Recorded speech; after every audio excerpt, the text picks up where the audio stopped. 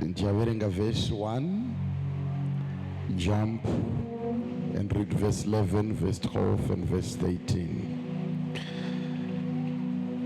And it shall come to pass, if thou shalt hearken diligently unto the voice of the Lord your God, to observe and to do all his commandments, which I command you this day, that the Lord your God will set thee on high above all nations of the earth, that the Lord your God will set thee on high above all the nations of the earth.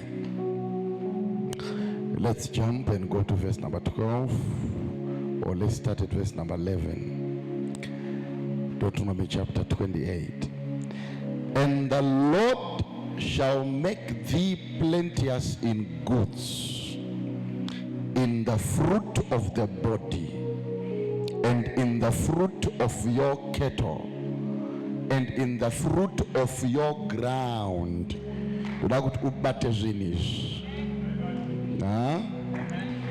Zvabatika. The Lord shall make you. Can you say me? The Lord shall make you plenteous. Number 1, in goods. Number 2, in fruit of the body. And number 3, in the fruit of thy cattle.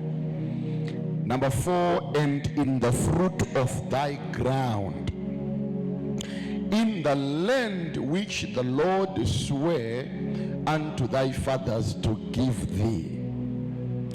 The Lord shall open unto thee his good treasure,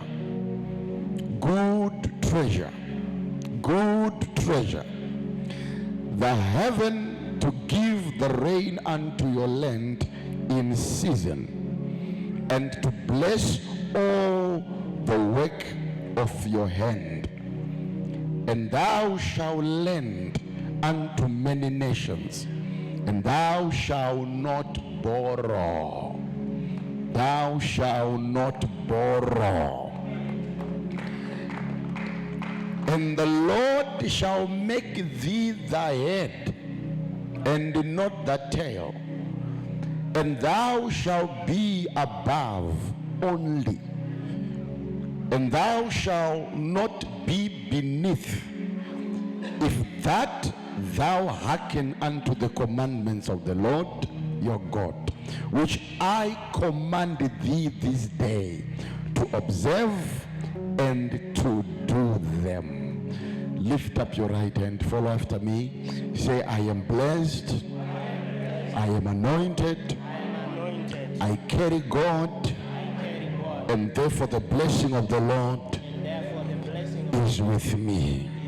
In Jesus' name. You can take your seat. You can take your seat.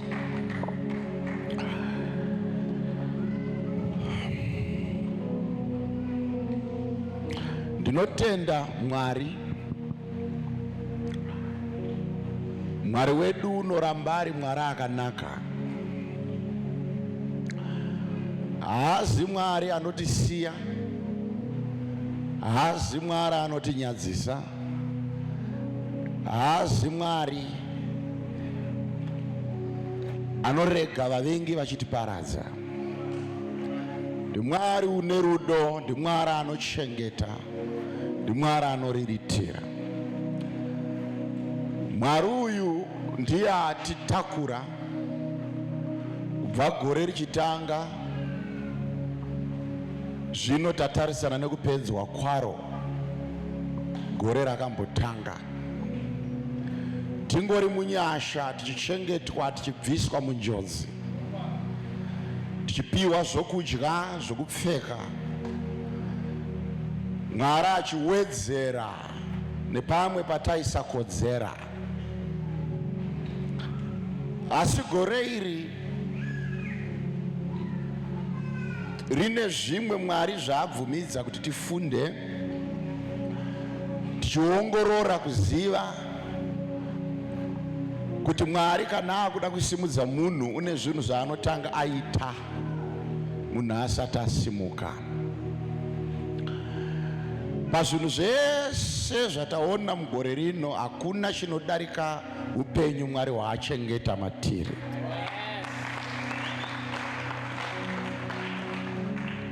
Asi pamukova wokuti tipinde mugore idzva,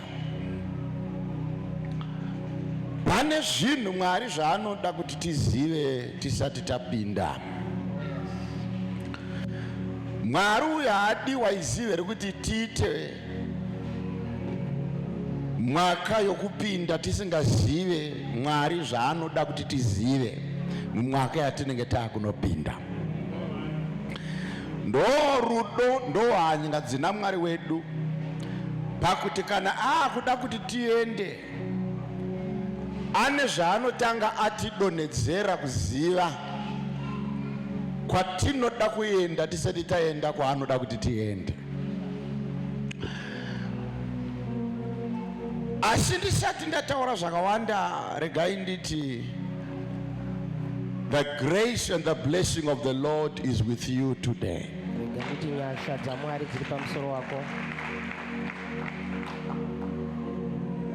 Pane nyasha,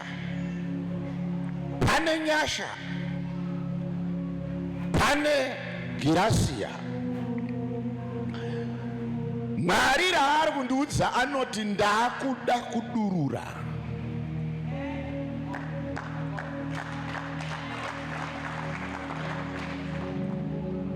Ndokumubvunza Mwari, ndokuti kosei nhasi musina kudurura nezuro? Zvikanzi ndine zvandakavachengetera. Ndokutanga kuziviswa naMwari kuti wese ari muno naasiri muno anopinda pano, kana kuine zvimwe muvengi zvaanga akaronga, izvo ndo zvatofoira muchokocho. Akandiudza akadaro Mwari, ndava iri nhau yokupinda mugore itsva, number 1. Number 2, yekubudirira mugore iroro.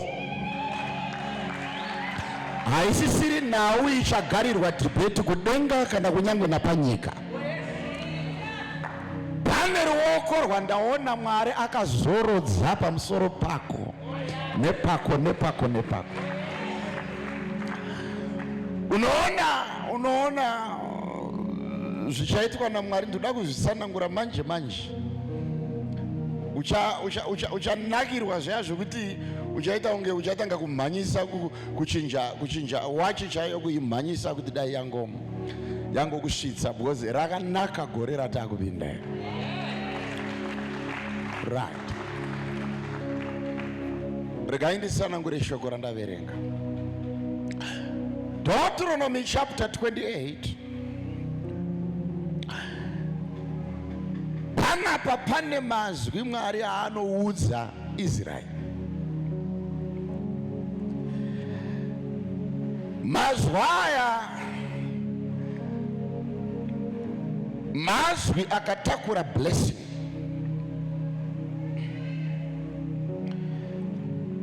Asi kuseri kwe blessing kune condition.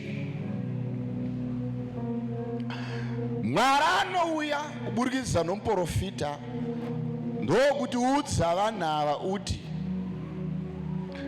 it shall come to pass if thou shalt hearken unto me, obati diligently, hearken unto my voice, obati diligently, to observe and to do all my commandments, which I command thee this day, that the Lord thy God, will set thee above all the nations. Saka ini Mwari ndichakugadza pamusoro pamarudzi ose. Asi ndinoda kuti undinzwe, unditeerere, ufambe nemirayiro yese yandinokurayira. Ukandinzwa, ukandibata, ukandironda, ukanditeerera ini Jehovha, ukafamba nemirayiro yangu, uregedza kugabha-gabha, omira pandati mira, ogara pandati gara, inini Jehovha ndichakusimudza ugogara pamusoro pendudzi dzose. I will raise you and set you above all the nations. But Mwari ari kutanga ataura anoti Mwari, there is an obedience yandinoda kuti ugone kutanga wava nayo kuti ndigokupawo nyasha dzandakakutakurira mugorera wakupinda. Saka the blessing Mwari ari kuti I am ready to provide. The number one is a blessing of obedience. Iropafadzo yekuteerera. Ukaronda mirayiro yangu, ukaiteerera zvakanaka, ukamira pairi, ini Jehovha ndichakusimudza kudarika vamwe vese, ndichakugadza pamusoro pendudzi dzose. Uchatonga nevaida kukutonga, uchagara pasina achakubvisa. Hakuna nyasha dzimwe dzandiri kuda kuti Mwari adurure, uye wakatodzidurura kare. Hadzizi nyasha dzokupfeka mbatya bedza, inyasha dzokutonga, inyasha dzokugara pamusoro pamarudzi ose, nyasha dzokugadzwa panzvimbo isina nokoromora. Asi Mwari anoti ukandinzwa, nzeve dzako dzikanditeerera, nemuviri wako ukabvuma kuronda chandareva, uchiteerera zano rangu, uchindinzwa uchiita zvandarayira, ukazvigona bedzi neniwo Mwari ndine zvandoda kuita mulife yako. Unoona kuti chiri kunonotsa kukomborera kwedu inhau yenharo, but Mwari wakabvisa nharo pakati pedu kare. Kana paine vanhu vakuda kudelaya a blessing from God, tarisa type yenharo ine vanhu ivavo kuzvinhu Mwari zvavanoda kuti vaite.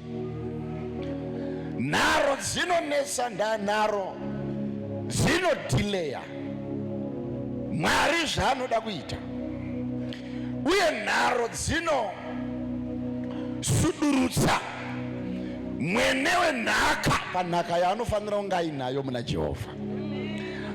Nhasi ndoda kugara ndakuudza shamwari, because Mwari ane zvikuru, but anoti nzeve dzako dziri ready here kundinzwa, uyewo newewo uri ready here kuteerera matsimba angu.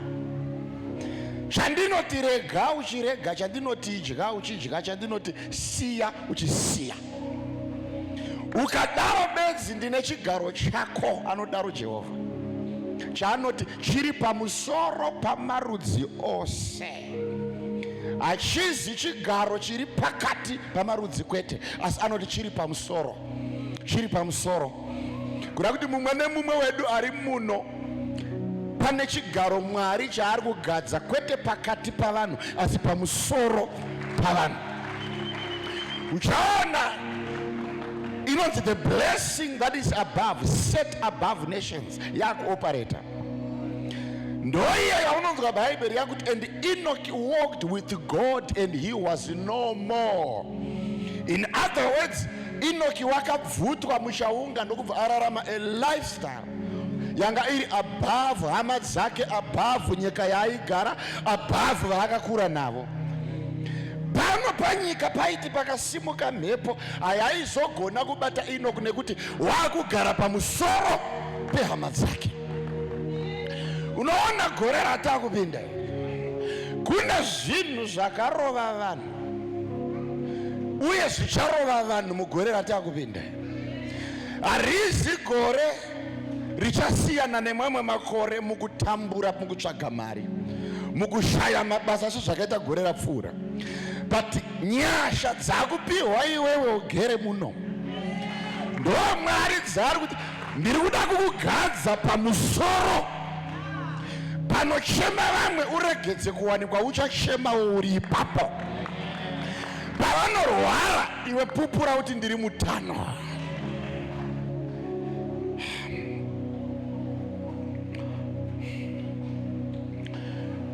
Ndoda kukugadza pasina noturunura. Mhepo dzenyika dzasimuka zinorova vamwe vari kuzasuku kwete iwe,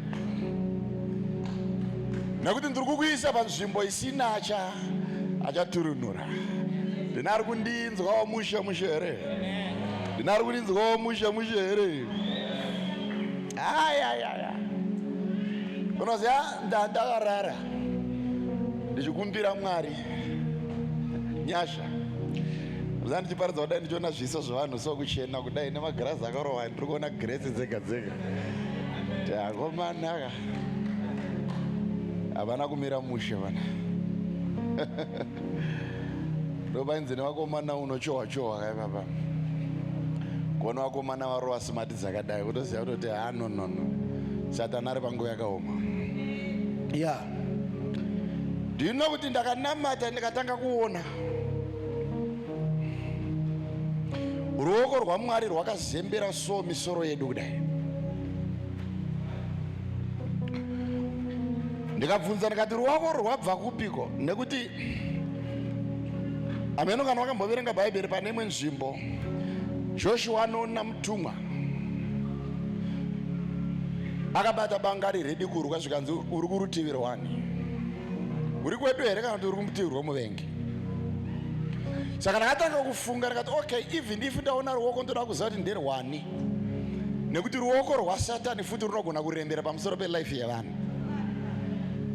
Ndokunamata ndikati Mwari, ruoko rwandaona rwakazorora panhongonya dzevana venyu nderwani?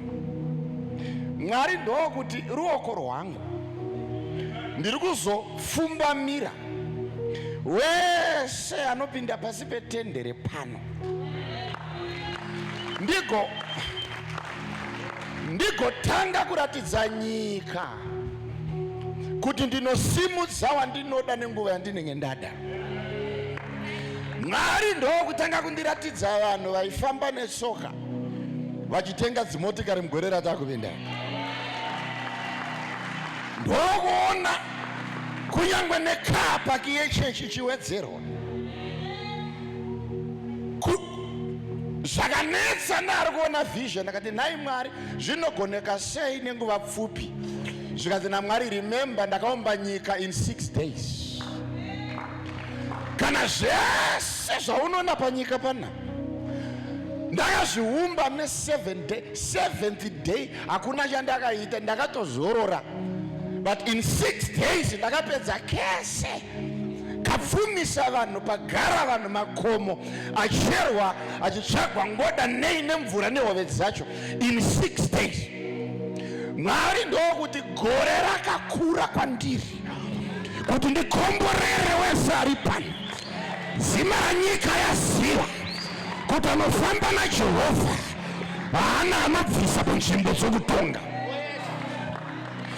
Ndaona Mwari achirilisa ngirozi dzaienda mumaoffices dzichinegotiata on behalf yevanhu vari redi kuda kupinda maofisi iwayo.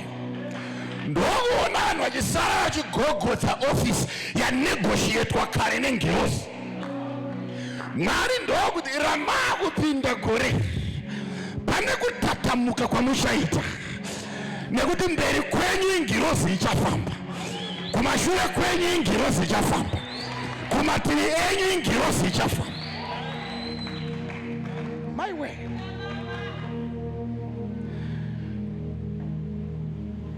Ngirozi ndakaiona ichizevezera munzeve dzevakabata pfuma yevana vaMwari. Aiwe, aiwe, aiwe, aiwe, aiwe. Inini chinja ndakabatsirwa naMwari pazvinhu zvese zviri mandiri. Ndakabvisirwa kutaurisa kana kuti kutaura zveshungu. Mwari wakandibatsira kuti kana ndakutaura kazhinji chandadoma Mwari wakuda kutochiita. Ndiri munhu akabvisirwa manyawi, ndiri munhu akapiwa patience naMwari dzinotyisa, ndiri munhu anoswera naMwari kwete zvokumbofunga zvinhu. Saka ukaona ndakutanga kureleasa this kind of a door, shamwari yangu, handisi kuda kuti usare. Never, never, never, never. Why? Because ndinoda kutanga ndakuratidza zvandakaona ndapedza ndokupa ma-instructions acho ekuti saka zvinobatwa sei zvinhu izvi, ndinopinda sei mazviri, ndinozvibata sei munhu waMwari. Ndochikuudza pacho pari kunzi naMwari, if you obey my instructions, right? Nekuti pese pane blessing pane condition. The reason why vanhu vachipotswa nekukomborera, ongorora kazhinji vanononoka kubata condition yaMwari iri panzvimbo yakatakura kukomborera.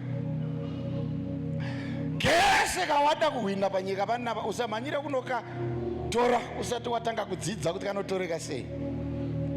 Condition nenyika chaiyo ukada kudzidza, even watenga motikari yako vanokupa condition kuti ito driver's license redu.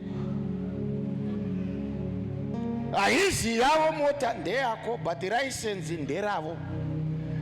Havana kukubatsira kuitenga, but vanokumanikidza kunotora chavo chisina kucontributwa pamotikari yawatenga. Blessing yauri kuwana panyika, but kune condition inosustain blessing iyoyo. Gore iri ratakupinda, kune vasikana vandiri kuona vachapfeka voiri jena,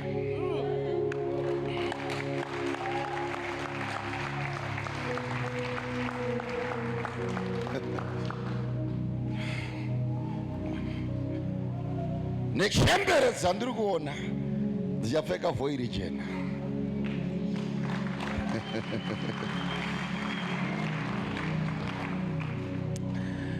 Ndiri kuratidzwa gare gare zvedu tapinda mugore. Babu haiwa madheko emwanasikana, bakurohwa catering secatering. Mwari achiti gore ramapinda haribudike usina kako kabva kudenga. Kuzvitaura kudai kuitira kuti kana zvikazoitika urege kufunga kuti kujuma. Never, never, never, never. Kune lifestyle Mwari ari kuti it's now open for you to go and grab it. Pane mararamiro Mwari ari kutitora, ndo mararamiro wakufana kuita. Every project isina kumira gore rineri. Gore riri kuuya haisi kumira bedzi, but riri kukura. Handiti ka? Why? Because ndandichiudzwa naMwari zvikanzi vese vaistruggle gore rineri havaiziva kuti vakari mugore reestablishment. And establishment haisi growth. Establishment is foundational. Establishment inokonzera growth, but iyo haisi growth. Kudzika midzi kunokonzeresa kuti munhu akure, hakusiriko kukura. Ndakastarta mumwe muti kuChina unonzi mubambu. Ndokunoudzwa kunzi muti iwoyo kana uchinge wadyarwa unogara 5 years uri muvhu panyika wakatunga bedzi shizha kudai for 5 years. Mvura yese nemanyowa nei unoshaya kuziva kuti zviri kuenda kupi. Chiri chimuti chipfupi for 5 years chakangobudisa shizha bedzi, hauna anything chaunogona kufembera pachiri kuti chakaberekerwa kukureba. But vanoti tsika yechimuti ichocho kana chichinge chadyarwa hachifokasi nekurebera panze pane vanhu, chinofokasa nekurebera midzi. Basa racho kutsvaga pane mvura chisati chareleasa musoro. Saka chinotanga kukura, hauzi musoro nechipande, but midzi inotsvaga pekuestablishwa. Saka nguva inenge chidzika midzi, vanoona vanoti hakazi kukura, but ndo nguva yeestablishment iyoyo.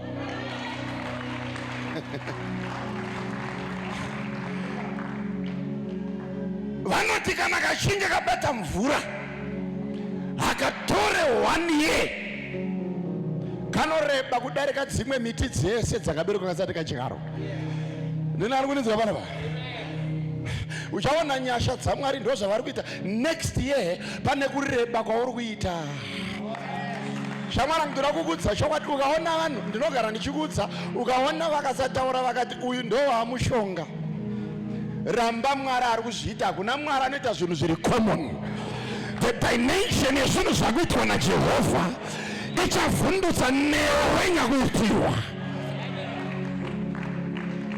Establishment. Akandiudza Mwari akati vaudze varegedze kuora mwoyo, ndava ndiri kuvadzikisa midzi. Vapedza kudzika midzi, makorokoto ndakupinda navo mugoretsva randakutanga kuvarebesa kudarika vakaenda mberi kwavo. Naiwe amwana ndikuti ndikaparidza ndoita ndichizvidzora because nyasha dzacho ka mweya mutsvene ndibatei, ndirege ndibatei mweya mutsvene, ndibatei. Hurumende yakadyara mapalm trees pakauya vekuSadak kwedu kwatinogara uko, ndo vatanga kusvava. So vanhu vakatanga kushora zvanzi zvasvava. Handiti nandina adzimai vangu vatichienda kuEstgate ndokuva ndaudza rikati aiwa kusaziya kwevanhu, ini ndinoziya miti nekuti maruva ndinoafarira. Rikati adzimai vangu, ukastada mapalm tree paunoudyara unotanga wafa kuti umere. Establishment yawo muti uyu uri mudeath. Saka vashoma vanogona kuona establishment, ndavakwavari vanofakati establishment igrowth. Jamba establishment, it's a creation of space of growth. Iwe pachayo iri kugadzira environment yekuti kana ndakukura kurege kuva nanomisa growth. Izvozvo ndo Mwari zvavari kuita mulife yako. 2024 Mwari waigadzira ground.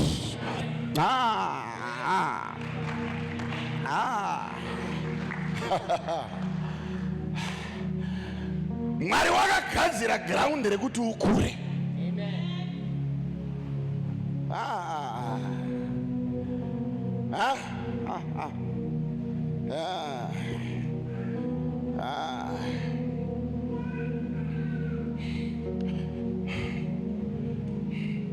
Chiko chauri kuda kubva kuna Jehovha. Mwari ari kuti ndinacho ndakakupa kare. Uri kupinda mugore iri uchimanifesta, ucharatidza nevavengi vako kuti Mwari anewe. Hauzi wega unofamba naJehovha. Nevaifunga kuti wapera, ndine urombo wakuchitanga manje. Andakuti wakuchitanga manje. Vachakuona uchifamba sekunge usiri kuda, uchienda sekunge wakamira. Vanokaruka wafamba nzira refu yavasingagone kutevera. Nevairwa newe ndine urombo nekuti vachakuvadzwa neBP. Havazi kuurayiwa naJehovha, vachazviuraya neBP. Nekuti Mwari ari kuda kukusimudzira, kwete kuti zita ravo rikudzwe bedzi, but kushotesa vese vaiti hakuna kwaunoenda. Mwari uyu ndiri kumunzwa anodaro, anoti I'm going to perform it for the sake of all your enemies. They must witness my power over your life. They must begin to recognize that you are not down. As long as you are breathing, I stand as God's servant. You are not down yet. Usati wadona. Wakaramba zvinhu zvikareka kumira, ukatanga zvinhu zvikanonoka kufamba. Ndakumira somuprofita waJehovha. Mwaka wekumhanya kwazvo wakwana, mwaka weattention wasvika, mwaka wekuduwa hezvo bhero rati nginde. Mwari uri kurebesa vanhu.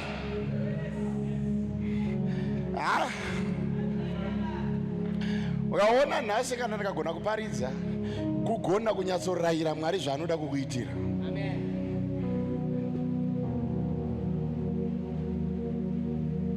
Kana ndagona kuparidza nhasi, kanyatsoigadzika kepesi mumusoro, ndoda kunyatsorayira Mwari zvaandiudza kuti anoda kukuitira. Deuteronomy 28, mablessings aitaurwa naMwari. Kuti there was a moment Mwari yavakamira vakati now takuda kumbovaropafadza. Handiti? Ndokubva atanga vaudza zvikanzi if you obey my commandments, to do all and preserve all that I've instructed thee, ndokubva ati I will raise you above all nations. I will raise you above all nations. How many nations? How many? 4 nations, 2 nations? How many nations? Yeah. Saka uri kuudzwa naMwari kuti your dominion ichainoinfluensa kese kari pamwoyo wako. Uchipinda mugore idzva, instruction number 1, regedza kuva nechinhu chaunoti chiri impossible. Sigoneke kuti hakuna zvino. Ukaona zvinokuudza kuti hachigoneke, hakuna mumwe, ndi Satani.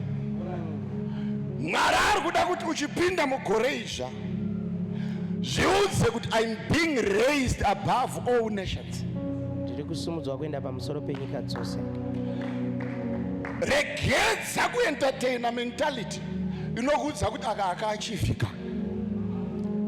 Ramba pfungwa inoramba. Any spirit inouya yodzoka yokuudza kuti hakuna akambozviita, furatira utize uende. Uri Satani, bva shure kwangu nekumberi kwangu nezita raJesu. Waenda Mwari zvaari kuda kuachivha newe mugore izvi, zvinhu zvekuti kunyange nababa vakakubereka havana kubvumidzwa kuzviona, nana mbuya nana sekuru nehama dzavakakura nadzo dzakarambidzwa kuona Mwari zvaakuda kuachivha newe mugore ratakupinda. Mwari anotaura anoti I am the God of all flesh. Is there anything too hard for me? Chese Mwari chaari kuda kuti uachivhe gore rinouya, zvinyore pasi uzviudze kuti rinopera rese gore, akakadonha akakadonha akakadonha akakadonha. Ndiri kupinda mumaguta ende ndigosimudzwa naMwari above all my enemies, and I'm going to be established above all the nations. The biggest weakness in vanhu kufamba naMwari mukuru but vasingazive zvikuru Mwari zvaanoda kuti vaite. Amen. Saka it's a danger yekuti negore rineri patiri kuripinda, be careful. Usambofa wafamba naMwari uyu gore ratiri kupinda iri usingazive mhando yezvinhu Mwari zvaanoda kukuitira. Be aware.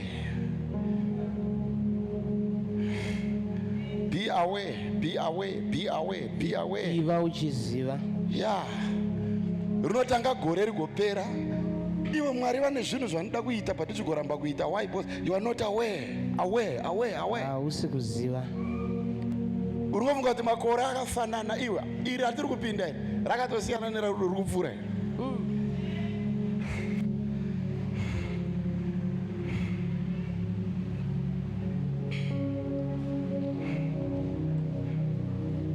Newness is coming. Ucha uri kuuya. Refreshment is coming. Donodzo iri kuuya. Connections. Kuyanana nevanhu. Foni dzako uchaona mazita avanhu Mwari aachatanga kuisa mufoni. Sekuseka so. One by one. Runopera gore wane maofisi esa unoda kupinda by just a phone call. Vanhu vane rudo rwechokwadi vari kuuya. Vachakuda sezvauri nemoyo wese. Vanyengeri Jehovha ari kubvisa one by one. Ari kukusiyira vanhu vekuti havakureva wakafuratira, havakutsvagire chakaipa paunenge wavata. Nunzika mushere. Mwari ari kukonzera nyanga dzese kumanifesta, achikonzera vakanaka kukureterwa space. Ndine munhu andaikanzela musuna achichema kurambwa ndikati tinyararire iwo. Zvikanzi munhu waMwari handigoni kunyarara, ndikati chinzwa njere dzaMwari. Mwari ndiye ari kugadzira space yevane moyo sewako kuti vapinde muenvironment yako. Shamwari yangu, une dzimwe garbage dzawakanamirana nadzo so dziri kukurambidza kuti vanokuda vasvike. Ene Mwari anoziva kuti capacity yokuvaramba hauna, nekuti ananoa usati wakugona kuvatsanangura. Saka vanopinda basa Jehovha rekukubatsira kurambwa, kuti vakreate space yevachazokuda. Kuna katsunguza musoro kati ndakarambwa nezuro mvundu.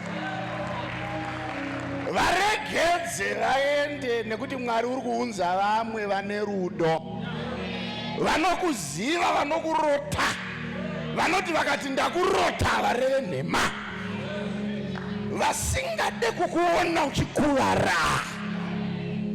Gore ratakupinda iri igore revanhu kwavo vakureiswa naMwari maatmospheres edu. Igore ratakupiwa maoffices. Maiweka nemaiweka, uri kuona zvandiri kuona here?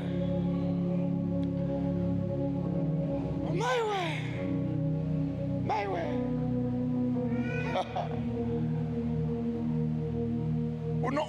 Unogara so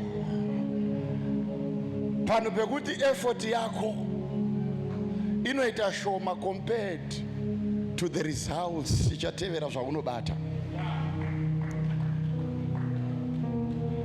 Ndino kuti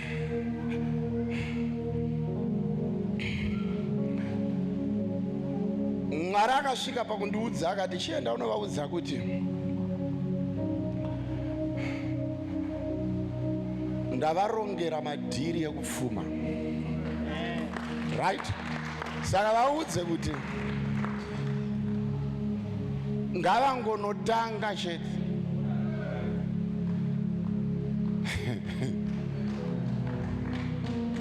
Kunyangwe kakavaka diki sei, but kana kari kano kane chekuita nekudeedza mari, ena unowadza kuti ngavangonotanga chete.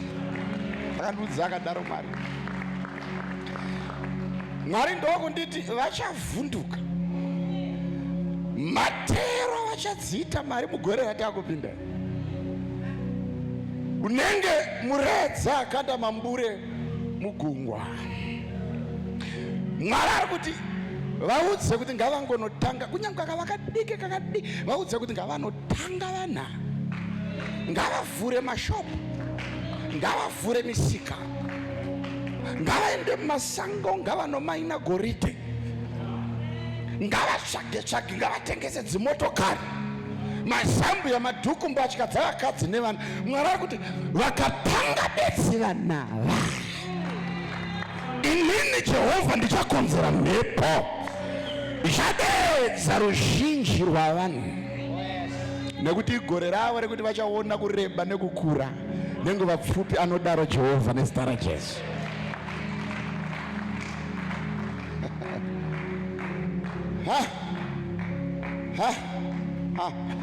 Hapana chinhu chinonakidza chekuti uchiona so unenge uchiona kumwe kwesoko riririma, but otarisisa kudai oona pako pane chiedza. Ndarima ukariona kutanga hana inorova kuti nai Mwari, but Mwari anoti tarisisa uone. Ndokuvhura meso, ndokuramba ndakatarisa kudai, ndokuona inga pangu pane chiedza. Ndokurangaridzwa naMwari zvikanzi, wakanganwa here zvandakaitira Israeri ari Ijipita? Ndakakonzera rima munyika yese yaEgypt, but kwake bedzi Jacob ndakasiya kuine tower light. Right? Ndokubva ndakonzera confusion kwa Pharaoh, but kwangu kwa Israel ndokunotanga kukonzera unity, growth and influence and power. Kubatana nesimba. Zvauchanzwa next year kuti mubhodhi yaKristo kune vachaexposwa vakawanda vaizviti ndevaJesu, but uri iwewe preservation yandaona inotyisa. Kuchengetedzwa kwandaona, chiedza chandaona chakazorora pauri, vamwe vachidzedzereka. Ndakuona wakamira, ndakuona uchifamba usiri kudonha, ndakuona uchimhanya usiri kuneta, ndakuona uchibhuruka uchienda nokuyenda.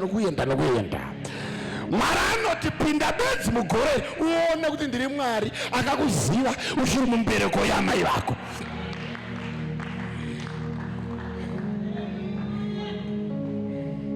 Ndoda kuti ubatekeze kandi kutaura 1 by 1 ipapapo. Chinyora kanzwa sendaprofita nyora unyora.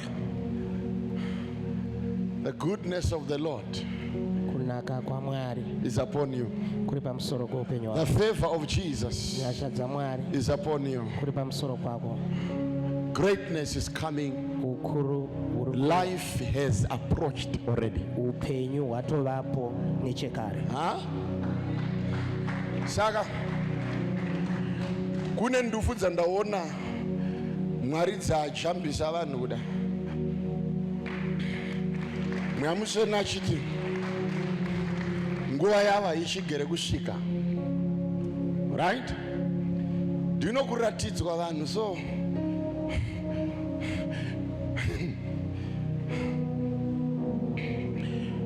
motikari dzichimhanya pakaiswa anenge makomba pambera. Ndokuona motikari dzichiuya, ndokudziona dzichipfuura pamakomba kutenge dziri kupfuura patara. Ndokuvhura meso ndikati ndaona musha. Rezvikanzi waona musha igomba. Ndikati kwesei dzisina kudonha? Zvikanzi ndichatakura mapapiro, motokari dzavo samapapiro. Ndimwari anodaro. Ndichavalodha sezvandichaita, kuita sekunge vari kutsika mhepo zvekuti hakuna gomba richacherwa mberi kwavo, richanowira midziyo yavo. Mwari ndokundiratidza motokari, makomba ari apa, but hakuna motikari yaiwira mumakomba. Ndaiona dzichiyambuka dzichipfuura kudai. Ndikanai Mwari ndikuona musha zvakanditarisisa riripo gomba, but ndichatakura. On my wings shall they cross over many obscurities and hindrances of the enemy. Zvese zvinoda kushandiswa nemuviri. Pamapapiro angu ndichafamba navo. Mwari anotaura neni anodaro. Anoti hakuna newacho anorwara nezvirwere zvinonzi hazvirapike zvacho, zvicharapika. Anodaro Jehovha. Anoti ndiri kupa vanhu mariwards eutano. Vanhu vachanotestwa ropa riri kuteera gore, vagowanikwa vaine ropa ravacheche. Zvavachanetsekana kuti nhai zvagoneka sei is the grace of the following year. Mwari ari kuti you are going to come out that year victorious in the name of Jesus. Goreri muri vakundi. Vanhu vachichera mafoundation edzimba dzichipera gore risati rapera. Maroja pavaimbopiwa manotisi ndo ari kuenda kunopa notisi yekubva pamba parent achienda pake. Anodaro Jehovha anoti ndiri kuzviita mugore ratava kupindai.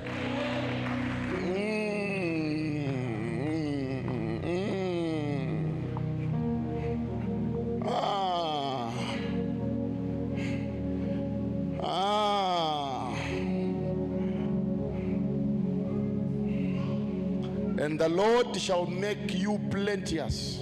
Mwari uchakuvandudzai. Kurakuti the Lord wants to multiply. Mwari unoda kukuvandudza. He shall make you plenteous, anovat in goods. Muzvinhu. Kurakuti ne goods dzako Mwari uchadziwedzera. Kana pachinzi goods vana vana mai tikutaura even nefurniture yemumba. Furniture. Midziyo. Ini nhasi handina chimwe chanda tumwa nashe kukuudza, ndauya kuzokuudza zvichaitwa naMwari panyama chete. Yeah.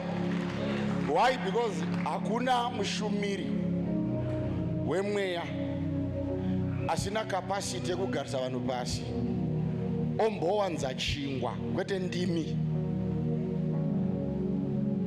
Mandinzwa? Chingwa. So you can never be a spiritual leader without a material provision to your audience. Nekuti kunyangwe Jesu apedza kutsika mvura achiita tara, anodzoka kuti chimbogara pasi oita munana kwete wekubvisa maperembudzi, chingwa. Nhau yechingwa iyi ndo Mwari ari kuti gore ramuri kupinda iri chingwa chete. Chingwa chete. Your spirituality next year it shall manifest in material possession. Zvinhu zvako zvezvemweya zvichaonekwa mune zvinhu zvinobatikwa panyama. Mwari anoti negudzu dzako ndinodziwedzera, I shall make thee plenteous in goods. Ndichakuvandudza pazvinhu zvepanyama. Hausi kubvumidzwa kuita chinhu 1 naJehovha. Kana uchichida ngachive chiri chiviri kana chitatu. Zviya zvekuti kana wakugadzira plani yemba unoisa compartment yegarage remota hausati wakomborerwa. Nekuti gudzu dzako ndichadziwedzera. Garage rinoshaya basa. Zawanda motikari pamusha. Vari Mwari vari kuti I'll make thy goods plenteous. Now tatari pedyo neono tari kuzvitenda here ipapa kunasi kuti ari kuti mfundisi zvinoitika sei, because hamuzi kuziva nhamo yandaona. Enda unovereka nhau yaJosefi. Nhasi ari mujeri, mangwana akamuka akutsvaga mari yepeturu. Zvinoitika sakuseka. Vanhu vachiti ndezvegore rinouya, nyamba rinouya racho ndoraserwa ne20 days. Kuti tikaripinda bedzi mina neyaJehovha yototanga kuonekwa. Simba raMwari rototanga kumanifesta palife yedu. Magudzu edu Jehovha ati ngaawedzerwe nezita raJesu. Vazhinji venyu kukuwadzana muchauya kuchechi kwete kumba kukugara.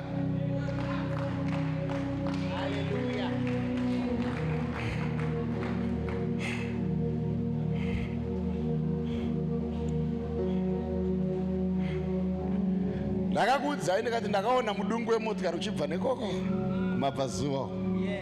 Hangana uchiri kurangarira. And the good news yacho, midungu yacho yemotikari haizi yavaenzi bedzi, ndeye vamwe vana vari muno. Vari kushiftwa naMwari, uri kubva ku5 uchienda ku5 Avenue. Unzika zvakanaka. I'm telling you. Ndemwe mwana wandakaudza ndikati unoziva here kuti kuenda kutaundi urombo uku kutaundi uku. Ukaona kuti ndokuenda kutaundi ozoita hazvisati zvaita. Kana zvaita chaizvo kune kunoendwa, kune kunoshopwa kusiri uko. Vane mari dzavo havachada kupinda mutaundi, right? Nzvimbo dzekuti ukangoswerako bedzi, even usina chawatenga wabenefita mhepo. kuifema bedzi nemapapa ndanga kurapika neganda rinokudza kuti maita henyu mhofu matunzo kuno. Nzvimbo idzodzo Mwari anoti ndinokupinza bedzi, unodzigara bedzi.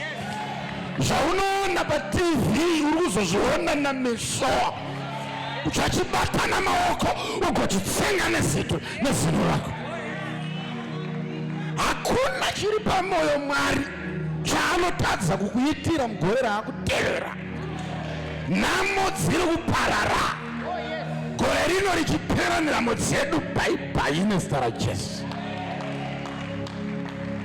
Our hope is becoming bigger because we know how good God is going to be in this coming year. Tariro yedu iri kukura nekuti tiri kuziva zvichatiitira Mwari mugore rino. Businesses ari kuenlargewa, territories ari kuenlargewa, influences ari kuenlargewa, capacity and potential.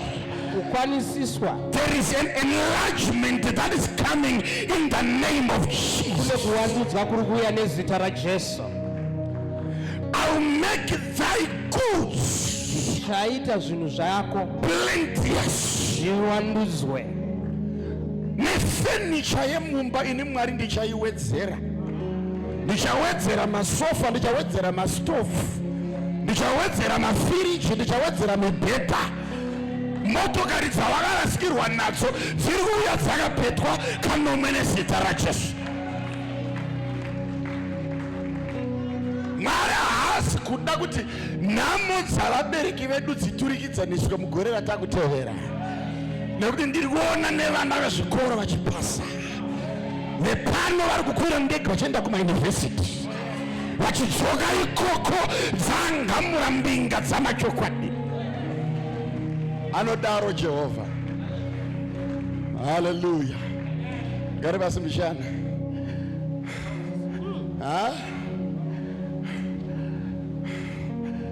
Mwari uyu chandomudira. Bhaibheri rinoti anonhonga marombe kubva muguruva, owagadza pamwe chete namachinda. Vamwe venyu vari muno munoziva ndini ndichiuya kutanga kushumira muno mukwadzana. Ndakauya by faith, ndokupinda muhoumu, ndikuzvitaurirei nekuti takupinda munew chapter. Tiri kupinda muchimwe chikamu. Ndichipinda muhoumu takanga tiri hafu kuda hafu. Munozviziva imana aGaratia navamwe vari muno, right?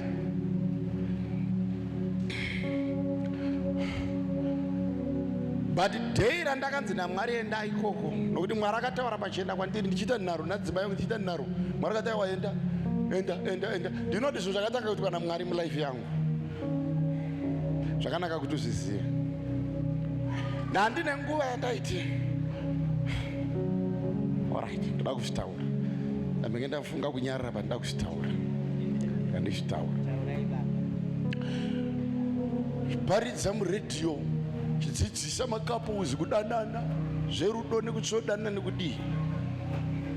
Vachinakirwa vari mudzimba vakandinzwa sevainzwa kuda kuhagana, vachihagana vachiditsimba dzichimutsiridzwa. Ivo vandichiita zvandikuita zvine tumari tiri kudii? Tiri kuuya unoona munhu ava nevhongoma rake, munhu waMwari ndipewo awa bedzi asiya mazakwatiri emari. Tatora mari femu homwa mai ndiamunodya, unodya. Tobatsira munhu totodzoka paya akusekerera munhu ava akatsamwa. Vachidedzana, uyai, kusvikira Mwari vati chenjerera kuitwa n'anga. Vakandiudza Mwari. Ndikasa muri kuti kudiko naye Mwari, ndikubatsira dzimbere zvikanzi dzoka kwandiri ndakusuwa. Ndikati ndodii zvikanzi siya, izvo zvauri kutoita siya, uye kwandiri ndakusuwa. Ndokutanga kuona mari dzaipinda dzacho ndidzwe Mwari ari kuti uya kuno, ndikati taivi yaMwari uyu ndobvafadizika. Uya kuno. Ini pozvina ndina hoteri yandaisapinda. Kungonzwa kuida bedzi ndaiswera ndamo. Zvikanzi uya. ndokuita 1 year ndichidhibheta namai vachiuya nerimwe saidhi ravo, ndichiuya nesaidhi rangu. Gore rikapera ndisiri kuteerera Mwari kuti kusvikira 1 day Mwari ndokunditi chimbomira. Ndokupinda muchipatara ndiri muranda waJesu, ndiri imomo ndokubva voice rauya ndichipatika kudai soro rikauya rikati ndakati kudii, uya kwandiri ndakusuwa. Ndiri imomo ndopandakaisa message kuhama yandaishanda nayo ndikati ndiri kumbirawo leave. Tikati munodzoka rini? Ndikati ndichazokuudza, handisi kuziva ndirini pandipowo leave. Ndichibuda muchipatara ndina kudzokera futi kunzvimbo yemukurumbira kuendapo nepapo. Ndokutanga kudzoka mudondo. Mwari vakati you are missing your original ministry. Uri kusiya ushumiri hwako chaihwo. Ndokuudzwa zvinhu zviri naMwari zvikanzi be careful of being announced by men when I want to announce you. Kana ndichida kuti ndini ndikutaure. Inini handina kuziva kuti Mwari ari kuti dii. Ndokusiya radio, ndokutanga kugara pamba, nhamo ikapinda mumba. Ndakaita gore kuti even vadare vaishanda neni havazvizive. Kuzvitaura nhasi tine nguva dzataivata nenzara namaya. Touya kuchechi manyama amire nerongo, iri disaster kuchechi nekumba futi. Kuti tizive kutenga grosara tichaziva. Korogeti taiti yekusvina kudai kuti yekumunya kusvika tacheka nepakati, topinza toothbrush toti yekukokota tiriva ndichiparidza muhou. Kuda hwana aiziva izvozvo. Garai basi.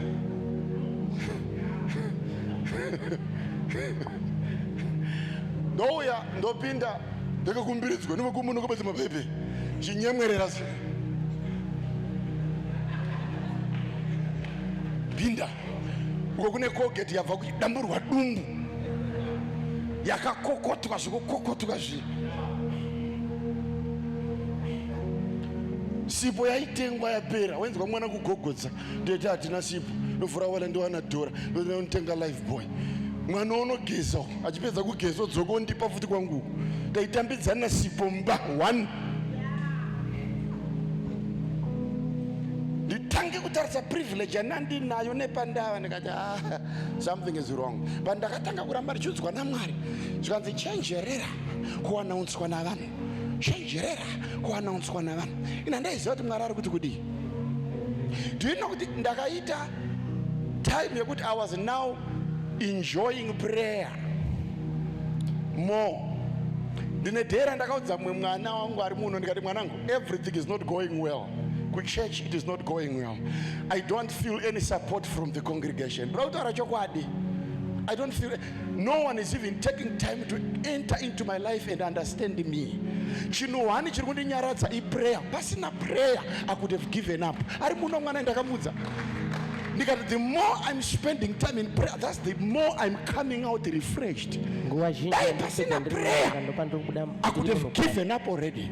Ndainamata 3, 4, 5, 6, 7, 8, 9 hours continuous. Ndainamata 9 hours ndisina kumira.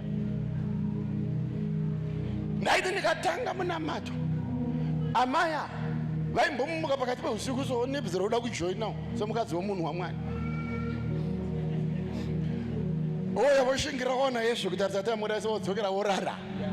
Vairara kumuka vomuka futi voti rikaimbonorasa mvura, vaimuka vandiona ndinamata vonorasa mvura vodzoka vorara. Pavaimuka kuti regai ndimutse vana kuenda kuchikoro, vaisvika ndiri pakati, vaimuka ndiri pakati chinamata. Ndikapinda mugomo, ndikapinda mugomo, ndaipindamo ndisina sadza, ndisina kana maputi. That was my only consolation. Pray. Kunamata ndokwaindinyaradza. Mari nemukurumbira wandaida kupiwa navanhu ndaumiswa naMwari. Right?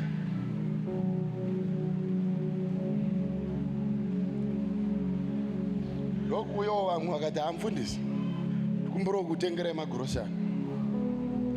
ende time yavauya iyoyo ndaimada, ndakuudza icho kwati ndaitomada zvokuti dhu bandakanga wakumbira kuti chimbomira uyu ndiye mweya wacho akagara pa uyu ainetsera nyaya idzodzo, mufundisi list. Ndikati aiwa, but ndichimada mwoyo uchinzwa kumada kuti nhasi auya negrosari, nhasi ndinomubatira prayer ikona kutaura grosari, kunamatira munhu auya nechingwa nemajarini, uchinzwa kuti akauya nacho munhu anopfidza neprayer yangu munhu. Bandaiwadza kuti no, mirai baba, zvakaza. Ndikati no, vabvunza, vanokudza. Gore rakunonopera iro racho randiri kutaura racho, ndapinda muhoo tiri hafu, chechi yakutanga iri kukura, Mwari akanditi siyana nezvauri kuita.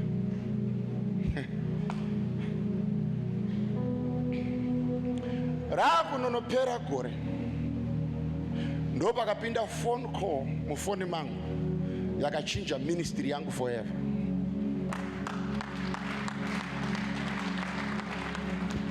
Kuti halo yekudainwa ndapewa address, ndisvika pamba uchanoona pane vamwe vafundisi papa, pane munhu mukuru waMwari ada kukuona. Ndokubata foni kudai, ndokuona maadhiresi kudai, ndokusvika ndokuenda ndokuona adhiresi yakananga pamba pababa vangu Emmanuel Makambiwa. Ndokusvika ndokupaka motikari yangu paya pageti paya, apo ndita kudzikisa window kakuti nditaure kuti ndini ningi ndakokopa napa ndipo here ndikuona gate riri kuvhurwa rega, hakuna ari kuti ndibvunza. Ndikuona ndakutowevuka paya, ndikutozikanwa kunzi ndikuti ndosvika paya ndikutopaka, ndikuona pakatopaka dzimwe paya, ndikutosvika ndikuona vangu baba pamweya vakatondimirira. Ndokusvika ndokupfugama, ndokubatwa bendekete, zvikanziwa welcome my son. Ndokusvika paya ndokugara, ndokutanga kupiwa paichigochwa, ndokudya, ndokudii, ndopanakatanga kuriwo brai ipapo, ndandagarisa ndisingaizive nayo brai paya, ndafamba naye ndagara, ndadii, ndokutandara, ndokupiwa chigaro pasaidi pavo, zvikanzi gara apa, vagera ndogara panapa, ndokutanga kutandara, ndokutanga kuudzuka zvedenga. Tichipedza session iyo, ndapiwa shoko zvikanzi ndiri kukuda pano oftenly for mentorship. Right? Ukonanzi naMwari siya izvi zvokuudza vanhu kuti kisanai makadai.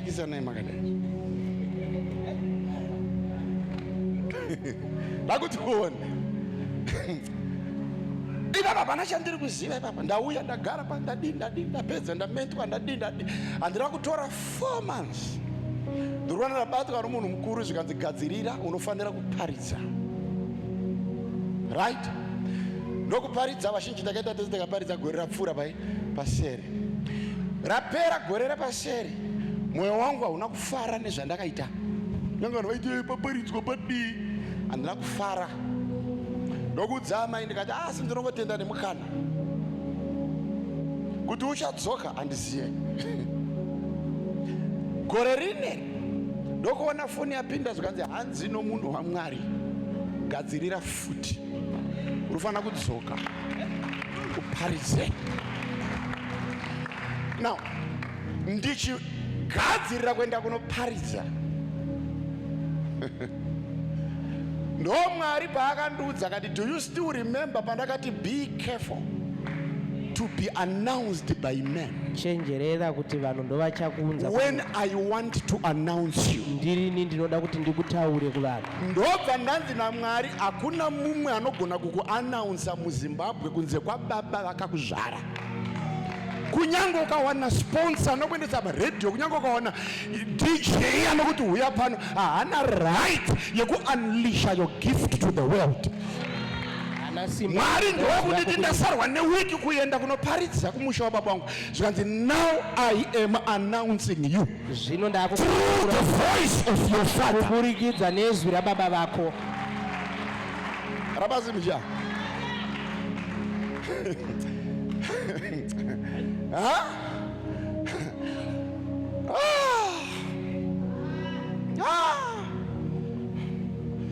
Ndakuti saka Mwari zvezvandaita izvi anga ari mahumbu here, zvikanzi hawa ingodzidzira wa yanga iri session. Mwari akandiudza zvikanzi yanga iri session waidzidzira, zvikanzi nawo akutanga Now you are starting now. You shall lay hands on the sick, and the gift of healing that you see on your father shall manifest in a tremendous way. Your voice shall be heard in every corner of the media. I'm going to enlarge,